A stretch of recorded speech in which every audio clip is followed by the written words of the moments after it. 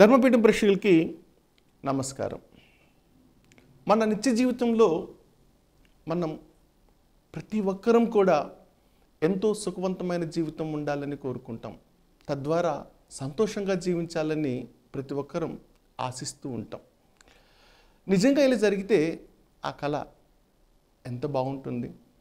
కానీ నిత్య జీవితంలో మనకి ఎన్నో సంఘర్షణలు, మరెన్నో యుద్ధాలు, వాటన్నిటిని అధిగమించటం కోసం కొన్ని సందర్భాల్లో పోలీస్ స్టేషన్లు, ఇంకా చెప్పాలంటే అంతిమంగా న్యాయ పోరాటం కోసం కోర్టుల్ని ఆశ్రయిస్తుంటాం.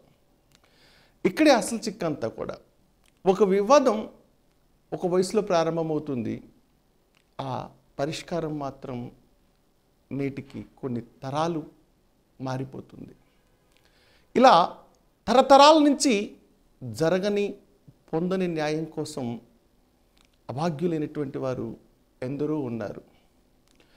ఇలాంటి వారిని దృష్టిలో పెట్టుకొని సత్వర న్యాయం అందించేలాగా భారత ప్రభుత్వం మన భారత న్యాయ వ్యవస్థ ద్వారా ఒక కొత్త చట్టాన్ని ఆలోచించింది. దాన్నే మనం మీడియేషన్ అండ్ కన్సిలేషన్, మధ్యవర్తిత్వము మరియు ఈ రాజీ ప్రక్రియల ద్వారా కేసుల్ని సత్వరమే పరిష్కరించడం కాకుండా వారి యొక్క విలువైన కాలాన్ని మరియు ధనాన్ని కూడా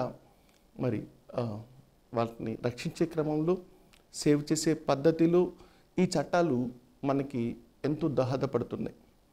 మరి ఈ ప్రక్రియకి మొదట్లో న్యాయవాదుల నుంచి కొంత వ్యతిరేకత వచ్చినప్పటికీ, కానీ ఇరుపక్షాలు గెలిచినప్పుడే నిజమైన గెలుపుగా దాన్ని భావించేటువంటి పరిస్థితి ఎదురైన తర్వాత వారు కూడా తప్పనిసరి పరిస్థితుల్లో ఈ ప్రక్రియకి మొగ్గు చూపటం.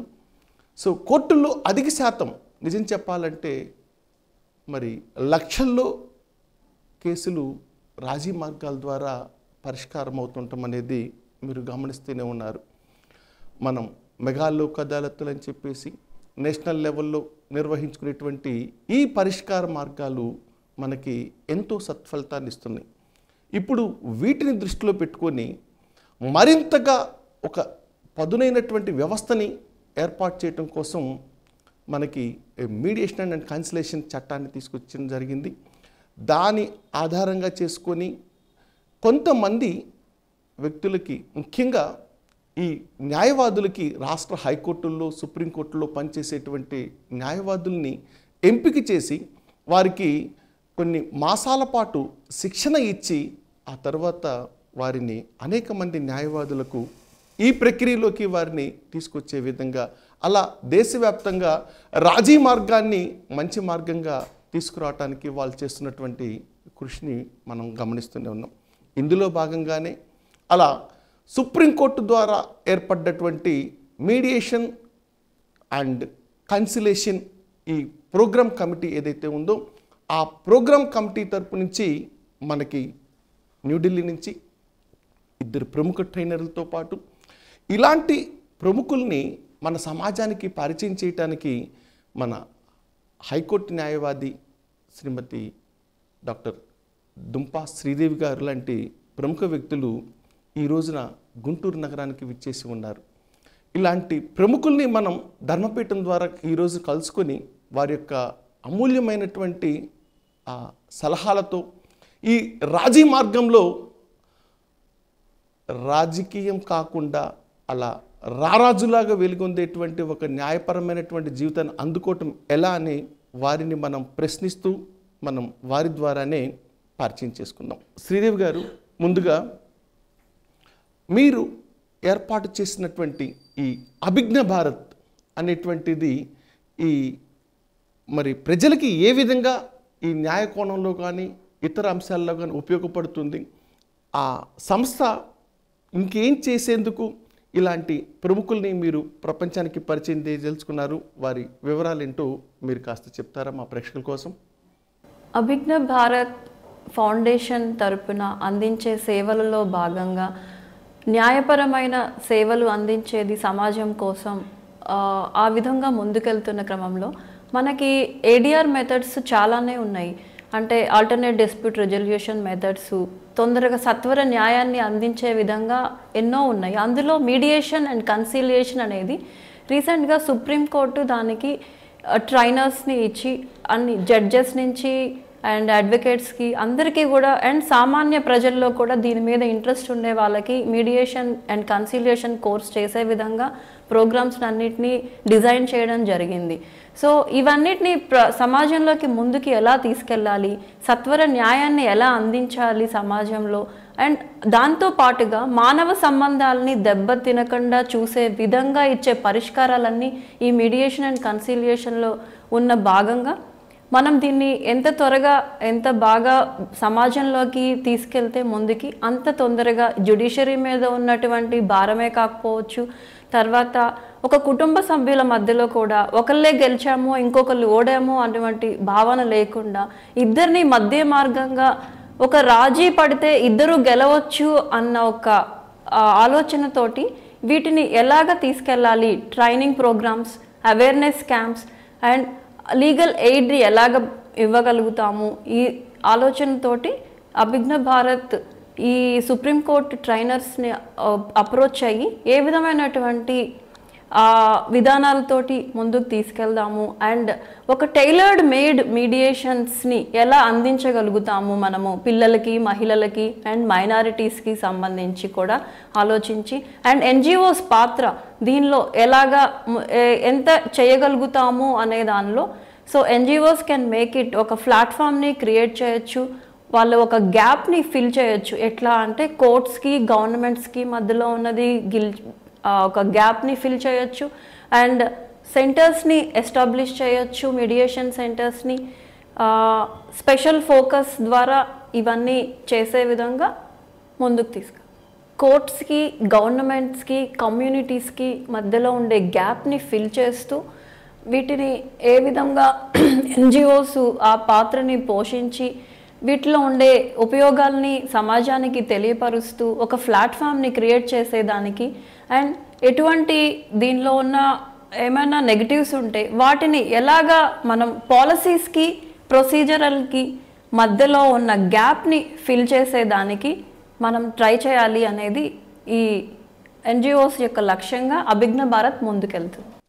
శశిదేవి గారు, మీరు తమిళనాడు రాష్ట్రంలోతో పాటు సుప్రీంకోర్టులో కూడా ఎన్నో కేసుల్ని వాదించి ఆ తర్వాత ఈ మధ్యవర్తిత్వానికి సంబంధించి, మీడియేషన్కి సంబంధించి ఒక సీనియర్ ట్రైనర్గా కొనసాగుతున్నారు. ఆ క్రమంలోనే మీరు ఎంతోమంది న్యాయవాదుల్ని కూడా ట్రైన్ చేసినటువంటి వారు. మీ యొక్క అనుభవాల్ని ఈ యొక్క మీడియేషన్ అండ్ కన్సిలేషన్ అనేటువంటి ఒక చట్టం ద్వారా మనం ఏం చేయబోతున్నాం, ఇది వాళ్ళకి ఏ విధంగా ఉపయోగపడుతుంది అనే విషయాల్ని కొంచెం మా ప్రేక్షకులకు వివరిస్తారా? ఎస్, ఈ మీడియేషన్ కన్సిలియేషన్ అనేది వచ్చి ముందు మీడియేషన్ అనే ఉనింది, మీడియేషన్ అండ్ కన్సిలియేషన్. అప్పుడు యాక్ట్ రాలే. మేము తమిళనాడులోనే మొదట కోర్ట్ అనెక్స్డ్ మీడియేషన్ అనేది ఆల్ ఓవర్ వరల్డ్ జరుగుతూ ఉన్నింది. కానీ కోర్టు మూలంగా మీడియేషన్కి పంపించేది 2005లో స్టార్ట్ చేశారు. మేమిద్దరం 2005లోనే మీడియేటర్స్ అయ్యాము. 2006 ట్రైనింగ్స్ అయ్యాము. ట్రైనర్గా మేము ఆల్ ఓవర్ ఇండియా అన్ని ఊర్లు తిరిగాము, అన్ని స్టేట్స్ తిరిగాము, అన్ని డిస్ట్రిక్ట్స్ తిరిగాము. దగ్గర 18-19 ఏళ్ళుగా మేము ట్రైనింగ్ చేస్తూ ఉన్నాము. ఈ మీడియేషన్ అనేది ఏంటి అంటే దీనివల్ల ఏం లాభం అనేది ముందు చెప్తాను. అది వచ్చి సింపుల్గా 2 పార్టీస్ని పెట్టి 2 అడ్వకేట్స్ని పెట్టి ఒక చోట ఒక రూమ్లో సీక్రెట్గా కూర్చోబెట్టి మాట్లాడేది. ఇది కాన్ఫిడెన్షియల్గా ఉంటుంది, ఎవరికి వాళ్ళ రహస్యాలని బయట చెప్పము. రెండవది వాలంటరీనెస్, మీకు ఇష్టం ఉంటేనే పార్టిసిపేట్ చేయొచ్చు, ఇష్టం లేకపోతే ఎనీ టైం వెళ్ళిపోవచ్చు. ఫస్ట్ డే వెళ్ళిపోవచ్చు, 10వ రోజు వెళ్ళిపోవచ్చు. ఇద్దరు ఒప్పుకుంటే ఒక అగ్రిమెంట్ వస్తుంది. ఆ అగ్రిమెంట్ కోర్టుకు వెళ్ళి ఒక డిగ్రీగా పాస్ అవుతుంది. అగ్రిమెంట్లో సైన్ చేసే రోజు కూడా మీరు వెళ్ళిపోవచ్చు. సో దీనికి మీరు ఏ డబ్బు కట్టరు. మాకు ఇచ్చే టైమే 60 రోజులే మీడియేటర్కి. 60 రోజుల్లో సంవత్సరాల తడబడి కోర్టులో మీరు కేసు నడిపిస్తారు. కరెక్ట్గా గెలుస్తామో లేదో కూడా మనకి తెలియదు. ఒకళ్ళు ఓడిపోతారు, ఒకళ్ళు గెలుస్తారు. ఆ యొక్క కేసుకి ఒక ఎండింగ్ వస్తుందే కానీ వాళ్ళ యొక్క డిస్ప్యూట్కి, వాళ్ళ యొక్క గొడవలకి ఒక ఎండింగే రాదు. కానీ మీడియేషన్లో ఇద్దరు విన్ చేస్తారు. మీడియేషన్లో ఇద్దరికి ఏం కావాలి అనేది డిస్కస్ చేసుకొని, కావాలి అనేది చెప్పుకొని, వాళ్ళిద్దరు సమరసంగా ఒక్కటిగా డిసైడ్ అవుతారు, ఇద్దరు గెలుస్తారు. ఆ కేసుకి ఎండింగ్ కాదు, వాళ్ళ ప్రాబ్లానికి ఎండింగ్ వచ్చేదే మీడియేషన్. శశిదేవి గారు, ఇద్దరు వ్యక్తుల్ని మరి కోర్టు ప్రొసీడింగ్స్ ద్వారా కాకుండా రాజీ పెట్టడం ద్వారా ఒక పరిష్కారం చూపించి ఇద్దరిని గెలిపించటం ఈ చట్టం యొక్క లక్ష్యం అని చెప్తున్నారు. అయితే ఎలాంటి కేసుల్లో రాజీ కుదర్చడం అనేది సాధ్యపడుతుంది? ఎలాగంటే మెయిన్గా చూడండి, ఒక కాలంలో వచ్చి నేను ఎన్రోల్ అయినప్పుడు ఒకే ఒక కోర్టులో మధ్యాహ్నం పూట మట్టుకే ఫ్యామిలీ కోర్టు జరిగేది. ఇప్పుడు మాకు చెన్నైలో 8 ఫ్యామిలీ కోర్టులు ఉన్నాయి. అంటే ఎక్కువ ఫ్యామిలీ కోర్టులు పెరిగినాయి అంటే ఫ్యామిలీలో ఎక్కువ గొడవలు జరుగుతున్నాయి కాబట్టి ఆ కేసుల సంఖ్య పెరిగింది, కాబట్టి కోర్టుల సంఖ్య పెరిగింది. ఎస్, ఇప్పుడు ఏమైందంటే చిన్న విషయానికి కోర్టుకు వెళ్ళడం, పెద్ద విషయానికి కోర్టుకు వెళ్ళడం, పెద్దదిగా ఉంటే పర్వాలే, చిన్న చిన్న విషయాలను కూడా అర్థం చేసుకోకపోవడం. అదేంటంటే ఒకళ్ళకి ఇంకొకరికి కమ్యూనికేషన్, వాళ్ళిద్దరి లోపల ఆ వార్తల పరివర్తన లేకపోవడం వల్ల ఒక చిన్న గొడవ అయిపోతే అమ్మగారి ఇంటికి వెళ్ళిపోతుంది, ఆయన వదిలేసి వెళ్ళిపోతాడు, తిరిగి వాళ్ళిద్దరు మాట్లాడుకోరు. మీడియేషన్ ఒక మెయిన్ ఎయిమ్ ఏంటంటే వాళ్ళకి ఉండే ఎమోషన్స్ అంతా, సాధారణంగా మనం చెప్తాం క్లౌడ్స్లో ఎక్కువగా క్లౌడ్స్ ఉంటే ఆకాశంలో మనకి స్టార్స్ కనిపిస్తాయా? కనిపించవు కదా. ఆ ఎమోషన్స్ అనేది క్లౌడ్స్. పార్టీస్ ఆ ఎమోషన్ అంతా లెట్అవుట్ చేసేసారంటే వాళ్ళకి ఏం కావాలి అని తెలుస్తుంది. నార్మల్గా వచ్చేప్పుడు కొట్టాడు, తిట్టాడు, నేను వెళ్ళిపోతాను, చేస్తాను, నన్ను సరిగ్గా చూసుకోలేదు, నాకు విమెన్ రైట్స్ ఇవ్వలేదు. విమెన్ రైట్స్ అనేది ఏంటినే ఆవిడికి తెలియదు. నాకు విమెన్ రైట్స్ ఇవ్వలేదు, నువ్వు బయటికి ఈ డ్రెస్ వేసుకోకుండా ఈ డ్రెస్ వేసుకోబాకు, బాగాలేదు అంటేనే విమెన్ రైట్ ఎఫెక్ట్ అయిపోయింది అని అనుకుంటుంది ఆవిడ. సో మీడియేషన్ అనేది గంటలు తడపంతలు చేసేది. జడ్జి మీకు అవకాశం ఇవ్వడు, వకీల్ అవకాశం ఇవ్వడు. మీ ఎమోషన్స్ అన్నీ తీర్చుకోవడానికి, చెప్పడానికి ఒక మనిషి కావాలి అంటే అది మీడియేటరే. మీడియేషన్ సెంటర్లోనే అది జరుగుతుంది. వన్స్ మీరు అవన్నీ బయట చెప్పేశారు, మీ యొక్క బాధలన్నీ చెప్పేశారు. ఎందుకంటే మీడియేషన్లో మీ అమ్మకి నాన్నకి ఎవరికి చెప్పలేని కూడా మీడియేటర్కి చెప్తారు. ఎందుకంటే కాన్ఫిడెన్షియాలిటీ కాబట్టి, కాన్ఫిడెన్షియల్గా నా విషయం మీరు దాస్తారు కాబట్టి మీకు నేను అన్నీ చెప్తున్నాను అంటారు. ఎప్పుడైతే మీ బాధలన్నీ చెప్పుకున్నారో, ఎమోషన్స్ అన్నీ చెప్పుకున్నారో, సగం బాధ తగ్గిపోతుంది. మీకు ఏం కావాలి అనేది తెలుస్తుంది. మీడియేటర్ అడ్వైస్ చేయరు, జడ్జిమెంట్ రాయరు, ఏం చేయరు. వాళ్ళు మీరిద్దరు మాట్లాడడానికి ఒక టేబుల్ క్రియేట్ చేస్తారు, కోర్టు తయారు చేస్తుంది. ఆ టేబుల్ మీద మీరిద్దరు సమరసంగా మాట్లాడుకొని గొడవలు లేకుండా ఉండడానికి మధ్యలో మీడియేటర్ కూర్చొని ఉంటారు. ఇద్దరిని గొడవ పడకుండా విడదీస్తా వాళ్ళు కరెక్ట్గా మాట్లాడుకునే లెవెల్కి తీసుకురావడానికి మీడియేటర్ మీకు అడ్వైస్ చేయరు, ఏం చేయరు. కానీ వాళ్ళిద్దరినీ ఒక లెవెల్కి దూరంగా ఉండవాళ్ళని ఇలా తీసుకురావడానికి ఒక అసిస్టెన్స్ మట్టుకి ఇస్తాం మేము మీడియేటర్స్. శశిదేవి గారు, నేను ఇందాక ప్రశ్నించిన ప్రశ్నలో ఇంకొంచెం లోతైనటువంటి సమాధానం కావాలి.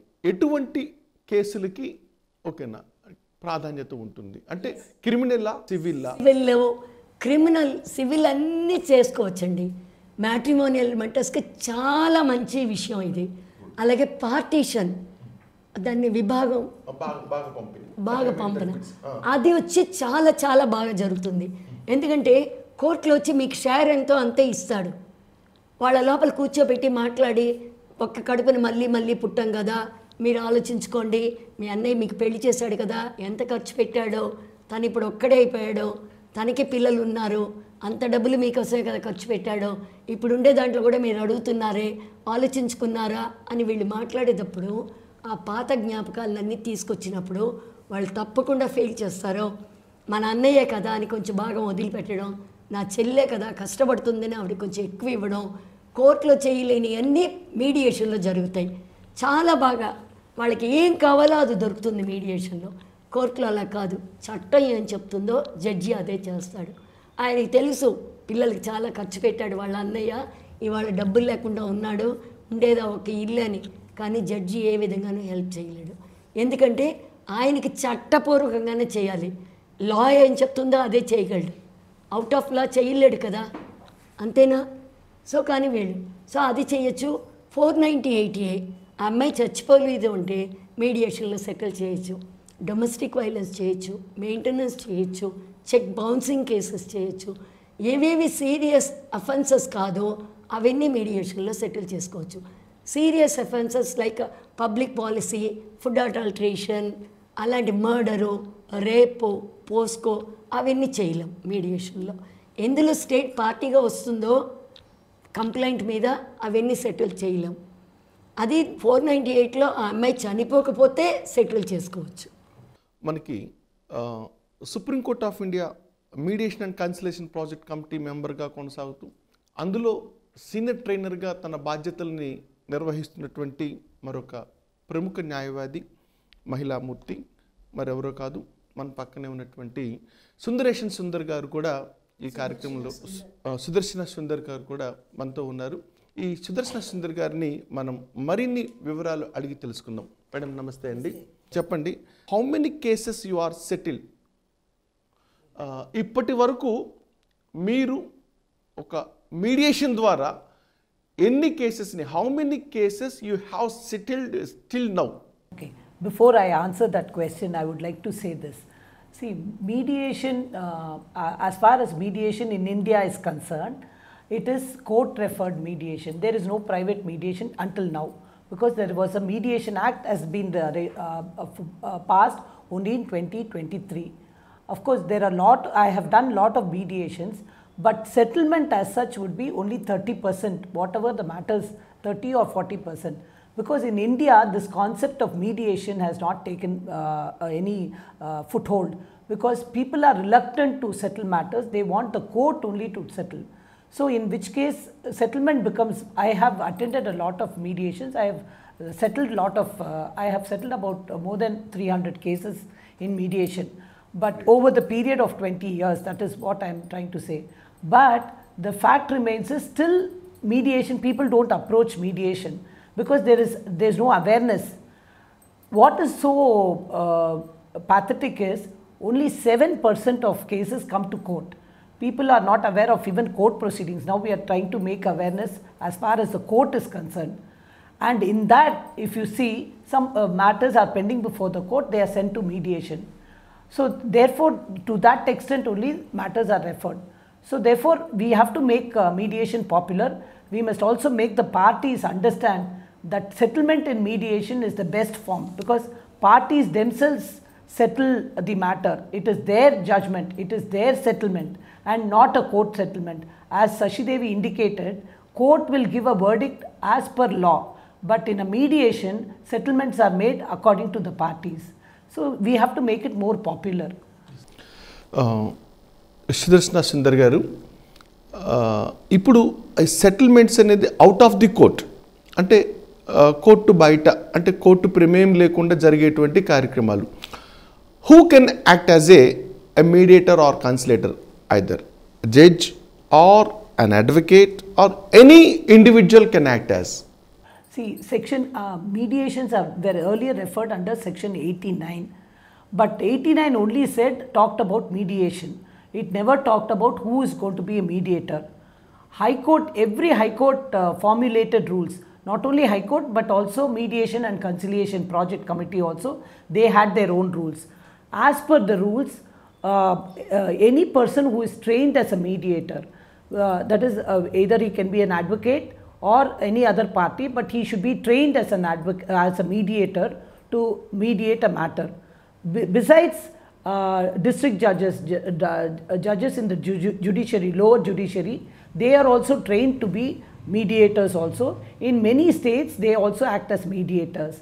And of course, Supreme Court judges can also, High Court judges, without training, they can also be mediators. So the rules are stipulated under the respective High Court rules. So, but it mandates that any person who acts as a mediator should be trained as, and the training is 40 hours mediation training that is imparted by the Supreme Court by itself. If it is a court annexed mediation, as per the Supreme Court or the High Courts, they conduct these training programs. But there are private mediation centers which impart mediation, but they are not recognized by the court as on today. But now the Mediation Act has come, but there are a lot of provisions which are missing. Rules have not been framed properly.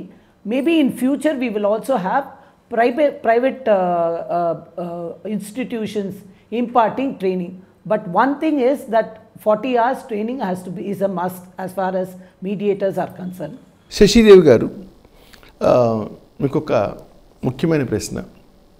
చాలామంది పల్లెటూర్లలో భార్యాభర్తలు గొడవ వస్తే సరే ఎవరు బతుకు వాళ్ళు బతికేద్దామని చెప్పేసి వాళ్ళు అనుకుంటారు. వాళ్ళ పెద్దలు కూడా అలాగే ఏదో వీళ్ళిద్దరి చేత ఒక కాగితం ముక్క రాయించేసి సంతకాలు పెట్టించేసుకుంటారు.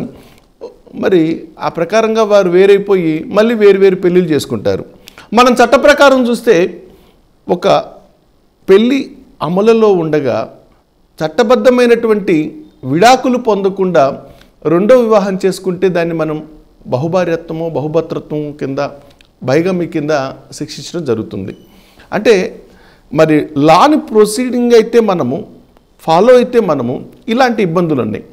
మరి దీన్ని పక్కన పెట్టి ఈ చట్టాన్ని పక్కన పెట్టి నేను చెప్పినటువంటి ఉదాహరణలోని అంటే ఇద్దరు కాగితం రాసుకొని ఒక పెద్ద మనిషి ఆధ్వర్యంలో నీ దారి నీది నా దారి నాది అని చెప్పేసేసి వాళ్ళు వేరుగా జీవించే హక్కు ఓకేనా ఈ మీడియేషన్ కల్పిస్తున్నదా? ఎస్, నీ జీవితం నీది నా జీవితం నాది అనేది చెల్లుతుంది. దేర్ ఆర్ సమ్ కమ్యూనిటీస్, వేరే కమ్యూనిటీస్ ఉన్నాయి, కొన్ని జాతులు, కొన్ని కల్చర్స్, కొన్ని ఏరియాస్ లైక్ ట్రైబల్స్, వాళ్ళ లోపల కోర్టుకు వెళ్ళడం, డైవర్స్ తీసుకోవడం అవన్నీ వాళ్ళకి చేత కాదు. It's not possible. అందుకని వాళ్ళు ఏం చేస్తారంటే పంచాయతీలో 10 మంది ముందు పెట్టి ఒక పేపర్లో రాసుకొని ఈవిడికి ఇంత భరణం ఇస్తున్నాను, ఇవాళ నుంచి ఈవిడి నా భార్య కాదు, ఈయన నా మొగుడు కాదు అని రాసిచ్చేసి వేరే పెళ్ళిళ్ళు చేసుకుంటే ఆ కమ్యూనిటీ ప్రకారంగా చెల్లుతుంది లీగల్గా. అంతవరకు కరెక్ట్. మీడియేషన్ అలాంటిది ప్రొవైడ్ చేయదు. మీడియేషన్లో ఇద్దరు పార్టీలు ఒప్పుకున్నారు అంటే విడిపోవడానికి కానీ కలిసి ఉండడానికి కానీ పిల్లల గురించి కానీ మెయింటెనెన్స్ గురించి కానీ దేని గురించి కానీ మీడియేషన్లో ఒప్పుకున్నారు, ఇద్దరు కన్సెన్సస్, ఇద్దరు పర్టికులర్ పాయింట్స్ని ఎస్ అని వచ్చారంటే ఒక అగ్రిమెంట్ తయారవుతుంది. ఆ అగ్రిమెంట్ తీసుకొని మేము అగ్రిమెంట్ కోర్టుకు పంపిస్తాం. ఆ జడ్జి ఆ అగ్రిమెంట్ మీద ఆర్డినరీగా ఆర్డర్ 23 రూల్ 2 సిపిసి ప్రకారంగా ప్రైవేట్లో సెటిల్ చేసుకున్న మ్యాటర్ని డిగ్రీగా ఎలా రికార్డ్ చేస్తారో అదే స్టైల్లో దీన్ని రికార్డ్ చేస్తారు. ఇంకొక ముఖ్యమైన ప్రశ్న ఏంటంటే మీడియేషన్లో సెటిల్ అయితే ఆల్రెడీ ఒక డైవర్స్ పిటిషన్ ఉంటే కొన్ని స్టేట్స్లో ఆ డైవర్స్ పిటిషన్ని మ్యూచువల్గా కన్సల్ట్ చేసి 13B కన్సల్ట్ చేసి దాంట్లో ఒక డిగ్రీ పాస్ చేస్తున్నారు. బట్ మా స్టేట్ వరకు ఆ డైవర్స్ పెండింగ్లో ఉంటే మ్యూచువల్ కన్సల్ట్ మళ్ళీ ఇద్దరు వేయాలి, మళ్ళీ మీడియేషన్కి వెళ్ళక్కర్లే. ఇలా మీడియేషన్లో సెటిల్ అయిన మ్యాటర్కి ఒక పిటిషన్ వేస్తే పాత పిటిషన్ విత్డ్రా చేసి ఆ మ్యూచువల్ కన్సెంట్లో ఒక అడ్వాన్స్ హియరింగ్ 6 నెలల తర్వాత ఒక డేట్ ఇస్తారు. నార్మల్గా మ్యూచువల్ కన్సెంట్ అంటే 6 నెలలు మ్యాండేటరీ వెయిట్ చేయాలి. అదే ఒక పిటిషన్ వేసి 6 నెలలు వద్దండి మేము మీడియేషన్లో సెటిల్ చేసుకున్నాము కాబట్టి మాకు వెంటనే జరపండి అని దాన్ని అడ్వాన్స్ హియరింగ్ చేసి 6 నెలల పీరియడ్ని వేవ్ అవుట్ చేయండి అని ఒక పిటిషన్ వేసి రెండింటిని తీసుకొచ్చి కోర్టు ముందు నిలబెడితే వెంటనే డైవర్స్ ఇచ్చేస్తారు. ఇది వచ్చి మా స్టేట్లో ఉంది, కొన్ని స్టేట్స్లో ఉన్నాయి. ఆంధ్రాలో అంతా నేను విన్నది ఏంటంటే ఆ పిటిషన్ని కన్వర్ట్ చేసి ఇచ్చేస్తున్నారు అని చెప్పారు. తెలంగాణలో కూడా మేము ట్రైనింగ్కి వెళ్ళినప్పుడు అడ్వకేట్స్, కాబట్టి అది ఎలాగని నాకు తెలీదు.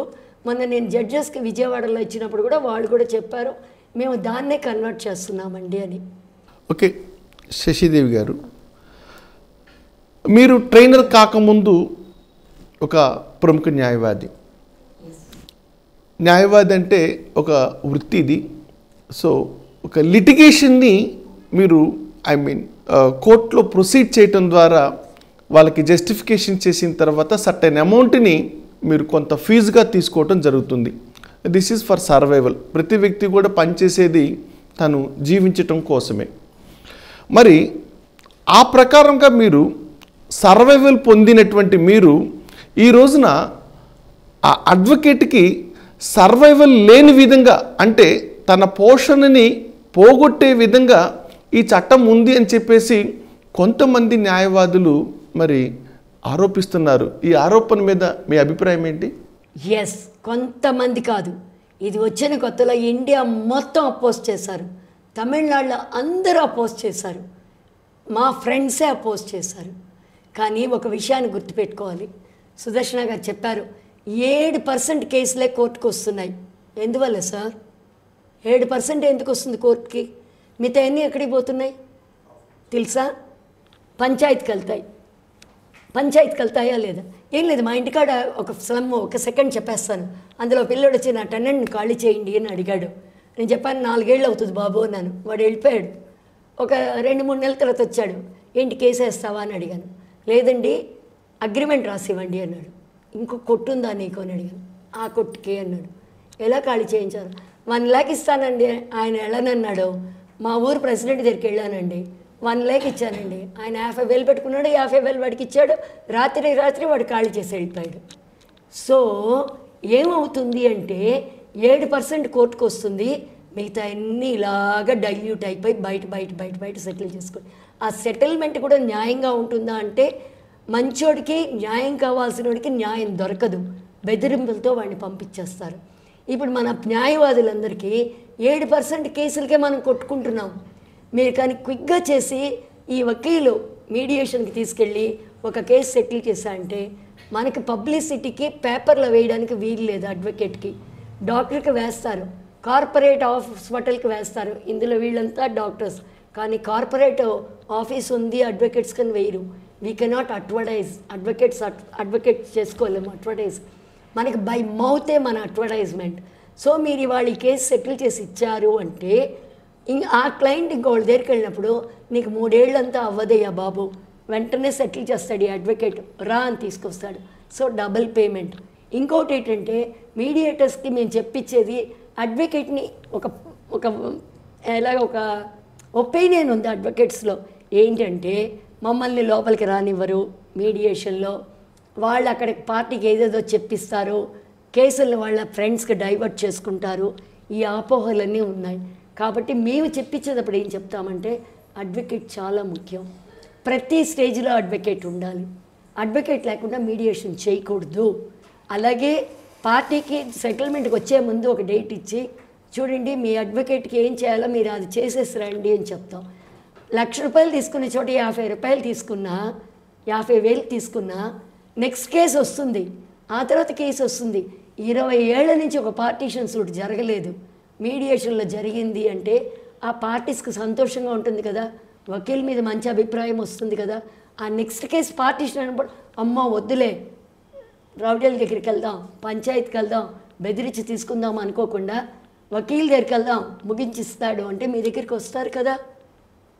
కాబట్టి మీ యొక్క వకీల్, నేను వకీల్నే, ఇవాళ నేను మీడియేషన్ ఒక ప్యాషన్గా తీసుకొని ట్రైనింగ్కి ఊరు తిరుగుతున్నాను. యాక్చువల్గా నాకు ఒంట్లో బాగాలే, గొంతుకంతా పోయింది, అయినా మార్నింగ్ నుంచి నేను మాట్లాడుతూనే ఉన్నాను, ఇప్పుడు మాట్లాడుతున్నాను. It is a passion.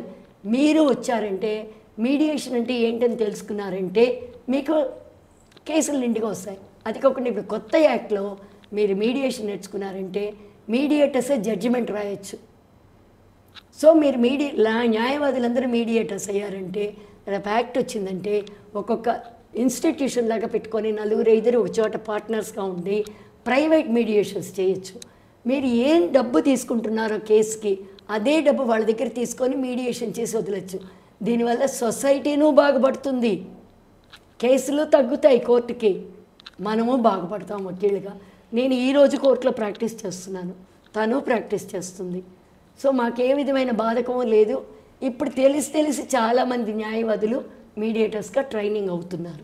Sasidevi గారు, మరొక ముఖ్యమైన ప్రశ్న, అంటే ఇది నా అభిప్రాయం కాదు, న్యాయవాదులు కొంతమంది చేసే ఆరోపణలో మరొక ముఖ్యమైనటువంటి అభిప్రాయం ఇది.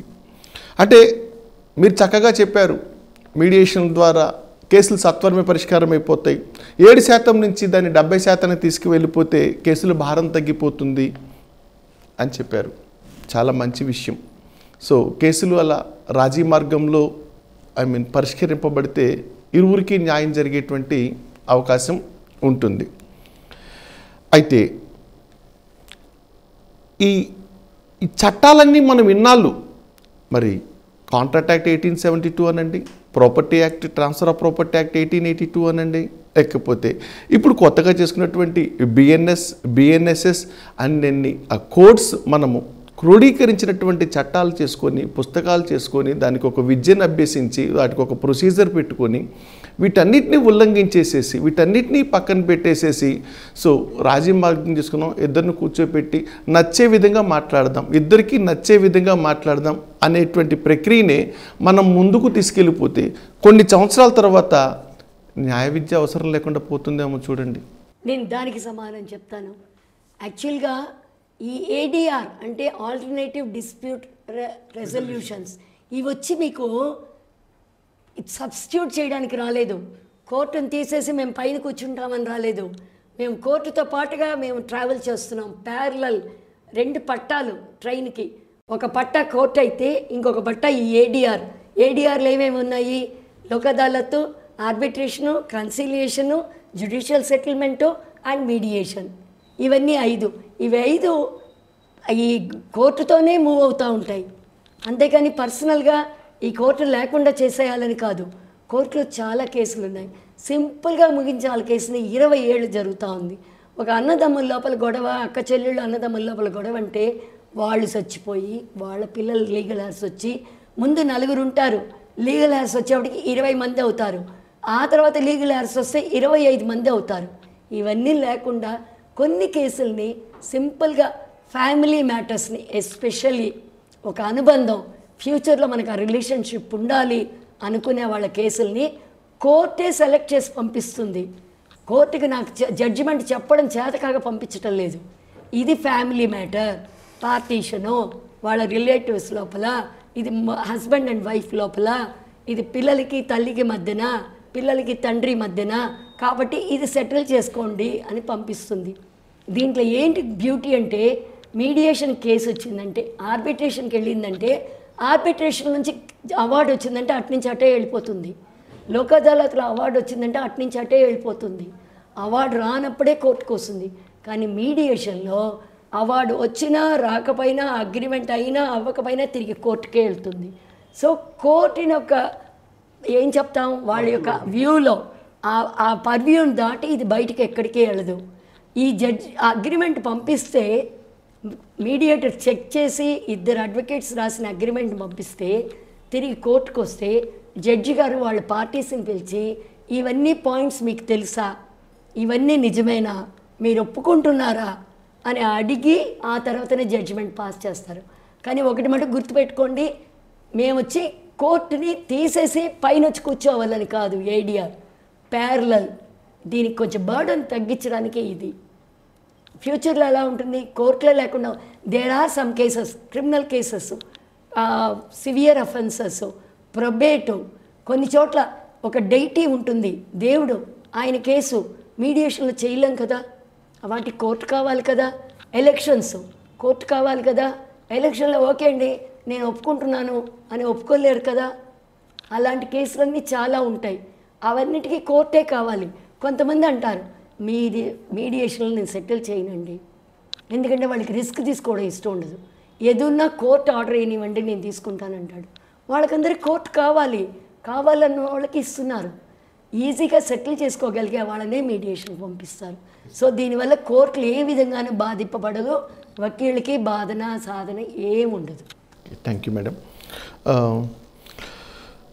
సుదర్శన సుందర్ గారు, ఈ కోర్టులకి సంబంధించి ఓకేనా, మనము వర్క్లోడ్ని తగ్గించటం కోసము ఈ ప్యారలల్గా ఈ పారాలీగల్ సర్వీసెస్గా ఉన్నటువంటి మన ఈ మీడియేషన్ అండ్ కన్సిలేషన్ అనేటువంటి ఒక విధానాన్ని తీసుకొచ్చాం. అయితే యాజ్ ఎ ట్రైనర్గా you are going to train many people, advocates and general people also, very especially legal experts. Aithe the people how identify these are the people or these are the persons or these are the institution recognized by the government. Ivi nijamainatuvanti mediation and cancellation centres అని గుర్తించటం ఎలాగా? ఎందుకంటే ఈ రోజున ప్రతి ఒక్కరూ పెదరాయుడే, ప్రతి ఒక్కరూ పేదరాశి పెద్దమ్మే. ఎవరి ముందు మైక్ పెట్టినా ఉపన్యాసాలు చెప్తారు, తీర్పులు చెప్పేస్తున్నారు. ఎవరు చెప్పేదానికి ధర్మం ఉంటుంది, ఎవరు చేసిన దానికి ఖచ్చితత్వం ఉంటుంది అనేది తెలుసుకునేటువంటి ఒక విధానం ఎలా మనం గుర్తించటం సగటు పౌరుడు? See, mediation is 20 years have passed. In fact, when the act came, that is when CPC was amended, it was amended in 1999.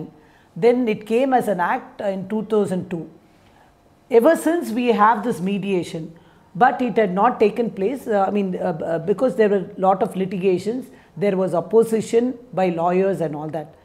Then the Supreme Court stepped in and said, yes, we need mediation because that is one way of reducing the pendency. After that, there had been not many, because Supreme Court had also given guidelines as to how a mediation has to be conducted. The mediation, that training that we conduct is of an international standards. We have mediation all over, not only in India, but all over the world we have mediators, and we have mediation training also. But so far as accreditation is concerned, regarding court annexed mediation, training given by the Supreme Court at the auspices of NALSA, that is MCPC and NALSA, that training alone is recognized by the court. Court annexed mediation, that training alone is recognized. All the private training that are given by various institutions has not been yet recognized because the act came into 2023, as I said, but the rules have not been framed. So we have to look into the rules. Accreditation is one of the very important thing, as you said, because we do not know who is going to do mediation.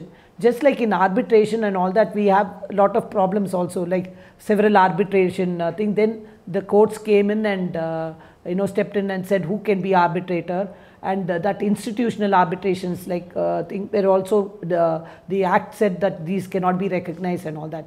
So like that, we are yet to step in because we are still an infant. You can call us as a nascent level, infant level. We need to look at it, we need to address it, because there are a lot of institutions which are there, which are coming. But my take will be, the market is the one which will decide a good mediator from a bad mediator. You can say so many things, you can bring in so many laws, but it will be ultimately the market. Because if you have international mediators also, now the law, just like law firms is now open to it. Lawyers, how people pick up lawyers because of their reputation, of their nature of work and all that. Similarly, mediators also. But as on today, if you ask me, mediators who are trained by under the Supreme Court alone are recognized as mediators as far as the court annexed mediation is concerned. But now that the act has come in, there will be private mediators also who will act as mediators. So we'll have to see. Time only will tell. 75 స్వతంత్ర భారతం తర్వాత కూడా మనం మారలేమంతానికి ఇదొక నిదర్శనం కావచ్చు. అంటే ఇప్పటికీ మనం దాహం వేసిన తర్వాత బావి తవ్వటం మొదలు పెడుతున్నాం. అంటే చట్టాలు చేస్తున్నాం, కానీ వాటికి విధి విధానాలని, రూల్స్ని, రెగ్యులేషన్స్ని ఇప్పటికీ చేయలేకపోతున్నాం. అనేక చట్టాల్లో రెంట్ కంట్రోల్కి సంబంధించినటువంటి కొత్తగా తీసుకొచ్చిన చట్టాలు కావచ్చు, ఇప్పుడు తీసుకొచ్చినటువంటి మీడియేషన్ కౌన్సిలింగ్ కావచ్చు, ఇలాంటి చట్టాల్లో సైతం చట్టం అయితే చేస్తున్నాం, దానికి విధి విధానాలను రూపొందించడంలో ప్రభుత్వాలు విఫలమవుతున్నాయి. మరి వీటి గురించి ఒక ట్రైనర్గా ఉన్నటువంటి మన శశిదేవ్ గారు ఏం సమాధానం చెప్తారో చూద్దాం. చూడండి, ప్రతి యాక్ట్కి there will be loopholes. 498A వచ్చింది. కరెక్ట్ అయిన వాళ్ళు ఎంతమంది వస్తున్నారు ఆ కేసు తీసుకుని బయటికి? ఎన్ని ఫాల్స్ కేసులు వస్తున్నాయి? అలాగే ప్రతి ఒక్క చట్టానికి లూప్ హోల్స్ ఉంటాయి. ఇప్పటికే యాక్ట్ అయితే వచ్చింది, ఇంకా రూల్స్ ఫ్రేమ్ చేయలేదు. మేబీ అందరినీ కన్సల్ట్ చేయాలి. ఇప్పుడు మీరు నన్ను అడిగారంటే మీడియేటరే జడ్జిమెంట్ రాయడం వచ్చి చాలా వర్స్ట్ ప్రపోజల్ అని నేను చెప్తాను. ఎందుకంటే రేపు ఫ్యూచర్లో వకీళ్ళు మట్టుకే ఉండరు. ఆ యాక్ట్ ప్రకారంగా చూస్తారంటే దానయ్య, కొండయ్య, ఊరు ప్రెసిడెంటు, మీకు జమీందార్ గారు అందరూ ఉంటారు. హౌ ఫార్ వాళ్ళు జస్టిఫైడ్గా ఉంటారు, న్యాయంగా ఉంటారు, న్యూట్రల్గా ఉంటారు, జాతి విభేదం లేకుండా ఉంటారు, అవన్నీ మనం చెప్పలేం. కాబట్టి దీంట్లోనూ కొన్ని అబ్జెక్షన్స్ ఉన్నాయి. మేమంతా అబ్జెక్ట్ చేస్తున్నాము, ఆల్రెడీ వీ సెంటెడ్. సో ఈ అబ్జెక్షన్స్ అన్నీ చూసిన తర్వాత they will frame the rules. తను చెప్పింది it is the stakeholders who are going to decide అనేది. మంచి మీడియేటరా కాదా, ప్రైవేట్గా వచ్చిన మీడియేటరా గవర్నమెంట్ మీడియేటరా అనేది స్టేక్ హోల్డర్సే డిసైడ్ చేస్తారంటే పార్టీస్. ఇప్పుడు ఏం లేదు, ఒక హాస్పిటల్కి వెళ్తున్నాము, నన్ను అడిగితే అమ్మో హాస్పిటల్ అంత ప్రైవేట్గా బయట ఊళ్ళో చదివి వస్తారు కదా, ఆ పిల్లలే హౌస్ సర్జన్స్గా ఉన్నారు, జాగ్రత్త అని నేను చెప్తాను. కరెక్టా? గవర్నమెంట్లో చదువుకొచ్చిన పిల్లలు ఉంటే కరెక్ట్గా ఉంటారని నా అభిప్రాయం. ఇలాగే రేపు పార్టీస్ మీడియేటర్ని సెలెక్ట్ చేసేటప్పుడు గవర్నమెంట్లోంచి వచ్చారా, ప్రైవేట్లోంచి వచ్చారా, ఆ ప్రైవేట్ రిప్యుటేషన్ ఏంటి, అవన్నీ చూసుకొనే వస్తారు. ఇప్పుడు సాధారణంగా ఒక వకీల్ దగ్గరికి వచ్చేప్పటికి కొత్తగా వాళ్ళు నేరుగా వచ్చి దుంకేయరు, అక్కడ బోర్డు చూసి వచ్చేయరు, ఎవరన్నా రికమెండ్ చేస్తేనే వస్తారు. అలాగే రేపు ఫ్యూచర్లో రూల్స్ రావడానికి కొంచెం టైం పడుతుంది. ప్రతి యాక్ట్కి 1 or 2 years అవుతుంది.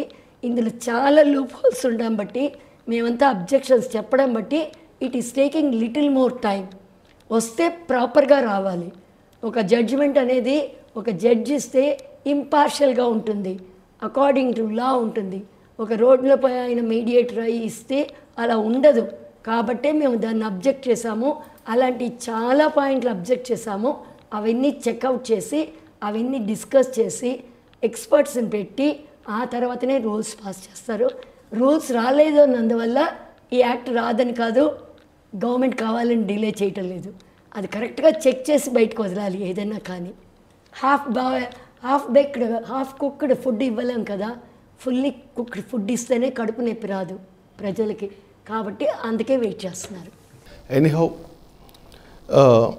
మధ్యవర్తిత్వం అనేది ఈనాడు పరిచయమైనటువంటి విధానం కాదు. ఆది కాలం నుంచి మనకి ఇంట్లో కుటుంబ పెద్దలు కావచ్చు, ఊళ్ళో పంచాయతీ పెద్దలు కావచ్చు, ఇలా చాలా చోట్ల చాలా వివాదాలని పరిష్కరించినటువంటి ఘటనలు మనం నిజ జీవితంలో చూస్తుంటాం, సినిమాల్లో కూడా చూస్తుంటాం కదా. అయితే ఇప్పుడు ఇలాంటి విధానానికి అంటే మళ్ళీ వెనక్కి వెళ్తున్నాం అనుకోకండి, కానీ ఇందులో కూడా ఒక కొత్త తరహా విధానాన్ని, ఒక న్యాయబద్ధమైనటువంటి విధానాన్ని, ఒక ప్రణాళికాబద్ధమైనటువంటి విధానాన్ని ప్రభుత్వం రూపొందించి మనకి మరొక రకమైనటువంటి న్యాయ వ్యవస్థని మరొక దశకి తీసుకువెళ్ళి మన వివాదాల పరిష్కారానికి కృషి చేయబోతుంది. ఆ కృషిలో భాగమే నేడు సుప్రీంకోర్టు ద్వారా మనకి ఈ మీడియేషన్ అండ్ కన్సిలేషన్ ప్రోగ్రాం ఏర్పాటైంది. ఆ కమిటీకి సీనియర్ కౌన్సిలర్స్గా ఉండటమే కాదు, కమిటీ మెంబర్స్గా పనిచేస్తూ మనకి ఎన్నో కార్యక్రమాలను అందిస్తున్నటువంటి ఇంత బిజీ షెడ్యూల్లో కూడా నిజం చెప్పాలంటే గత 5 రోజులుగా 40 గంటల పాటు గుంటూరులోని న్యాయవాదులందరికీ వీరు శిక్షణ అందిస్తున్నారు. ఇలాంటి తరుణంలో కూడా వీరు మన స్టూడియోకి విచ్చేసి మన ప్రేక్షకుల కోసం మధ్యవర్తిత్వం అంటే ఏంటి, ఈ కేసుల పరిష్కారానికి నిపుణులైన వ్యక్తులు ఎవరు, ఎలాంటి సంస్థలు, ఎవరెవరు ఈ మీడియేషన్ ద్వారా తమ కేసుల్ని రాజీ పెట్టుకొని వాళ్ళు ఫలితాలు పొందవచ్చు, భవిష్యత్తులో ఇది ఏ దిశకు చేరబోతుందనేటువంటి అనేక విషయాల మీద మనకు అవగాహన కల్పించినటువంటి శశిదేవి గారికి, అలాగే సుందరేషన్ సుందర్ గారికి నేను మీ అందరి తరపున, మన ధర్మపీఠం తరపున హృదయపూర్వక ధన్యవాదాలు తెలుపుతూ సెలవు తీసుకుంటున్నాను. నమస్తే మేడం.